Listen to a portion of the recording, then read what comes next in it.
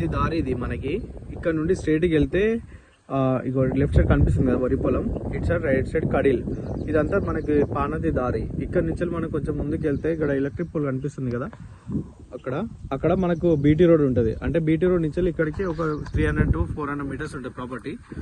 Okay, property ఇక్కడ నుండి start అవుతుంది మనకి.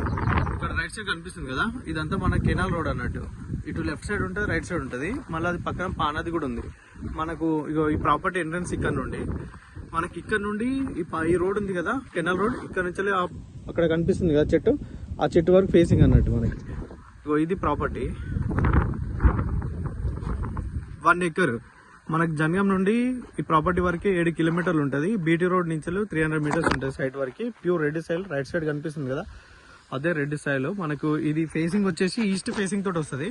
ఇక్కడ కార్ కూడా ఉంది కదా, ఇదంతా ఈస్ట్ ఫేసింగ్ తోటి వస్తుంది మనకి. ఇక్కడ నుంచి ఈ ఎలక్ట్రిక్ పోల్ నుండి స్ట్రైట్కి వెళ్తే అక్కడ ఎలక్ట్రిక్ పోల్ కనిపిస్తుంది కదా స్తంభం, అక్కడ నుండి ఇక్కడ లెఫ్ట్ సైడ్ వేప చెట్టు ఉంది కదా, వేప చెట్టు నుండి అక్కడ తాటి చెట్టు నుంచి మళ్ళీ అక్కడ పొడుగు చెట్టు కనిపిస్తుంది కదా ఆ చెట్టు వరకు, అక్కడ నుండి స్ట్రైట్ గా చెట్లు కనిపిస్తున్నాయి కదా ఆ చెట్ల వరకు. ఇదంతా వెనకనేమో పొలం ఉంటది, ఇదేమో మనకి నార్మల్ కల్టివేషన్ చేసింది. ఇందులో ప్రాపర్టీ 1 acre ఉంటుంది.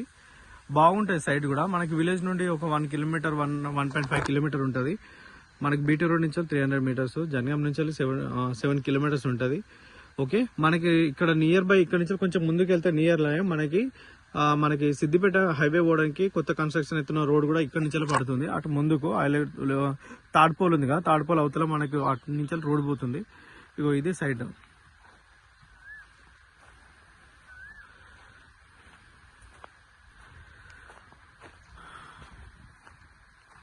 One acre property. ఆ ఇంటెన్షన్ నేమ్ రావు ఈ ప్రాపర్టీలో.